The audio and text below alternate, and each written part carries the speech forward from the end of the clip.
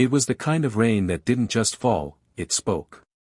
It whispered on rooftops, sighed on tree branches, and tapped at windows like a stranger asking to be let in. In the dim glow of a flickering street lamp, a girl stood by the edge of the road, her long, dark hair plastered to her face, her school uniform heavy with water. The umbrella in her hand hung uselessly at her side, forgotten, because she was looking down the street with a gaze so fixed it seemed she could see through the fog, through the rain, and into some other world. Her name was Anaya, a 17-year-old girl with a heart too soft for the world and eyes that had learned, far too young, what waiting felt like. She had been standing there for over an hour, clutching her backpack against her chest, the strap digging into her shoulder.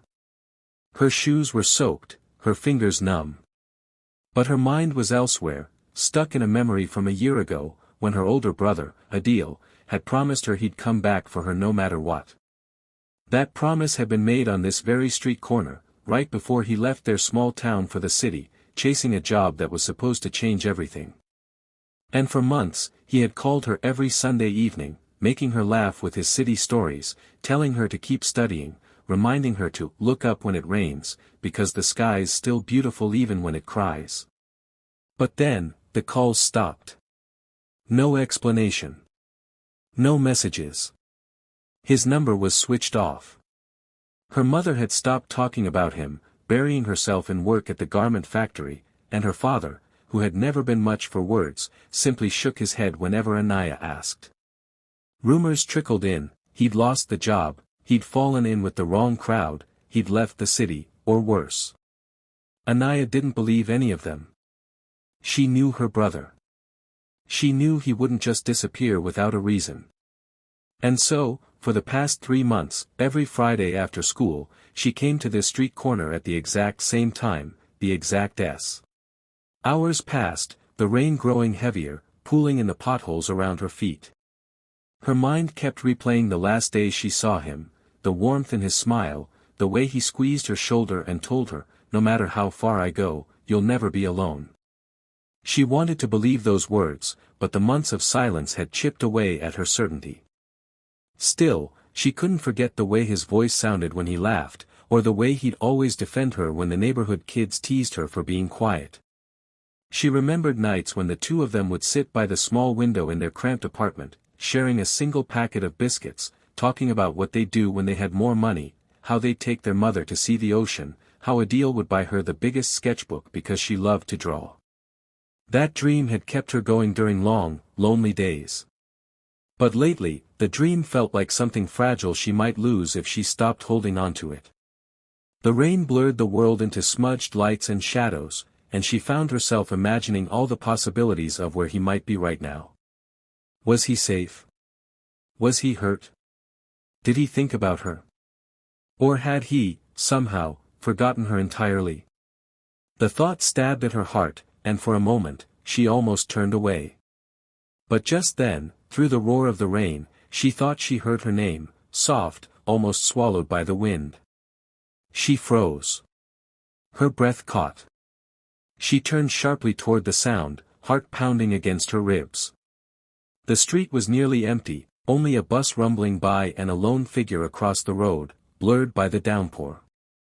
The figure stood still for a second, then stepped forward, and the street lamp revealed a familiar face, older, leaner, more worn, but unmistakably Adil's. For a heartbeat, she didn't move, afraid that if she did, he might vanish like a mirage. But when he smiled, a tired, broken smile that still carried all the warmth she remembered, her body moved on its own. She ran across the road, and when they finally pulled apart, his hand stayed on her shoulders as if afraid she'd disappear. "I'm sorry," he said, his voice hoarse. "I wanted to come sooner, but I couldn't."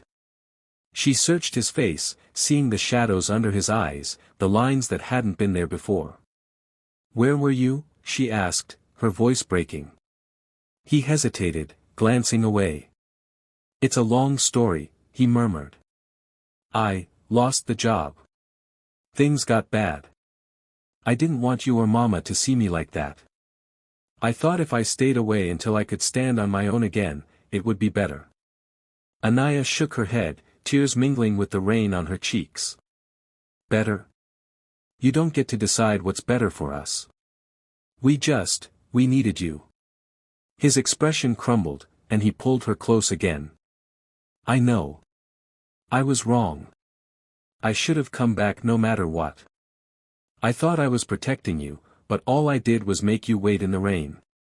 She held him tighter, feeling the weight of the months between them but also the relief that he was here now, in the flesh, warm and real. The rain kept falling, but it no longer felt cold, it felt cleansing, as if it was washing away the loneliness, the silence, and the fear. They walked home together, slowly, because neither wanted to rush. On the way, he told her bits and pieces, nights he'd slept in bus stations, the kind stranger who gave him food, the odd jobs that barely paid enough for a meal. But he also told her about the moment he decided to come back, how he saw a girl waiting alone in the rain at another street corner, and it reminded him of her. He realized then that no matter how far he ran, his heart was still tethered to home. When they reached their building, their mother was standing at the door, eyes wide, hands trembling. For a moment, she just stared, as if afraid this was a dream. Then she rushed forward, pulling them both into her arms, sobbing into Adil's shoulder. It was the kind of embrace that healed wounds without words. Inside, they sat together on the old so.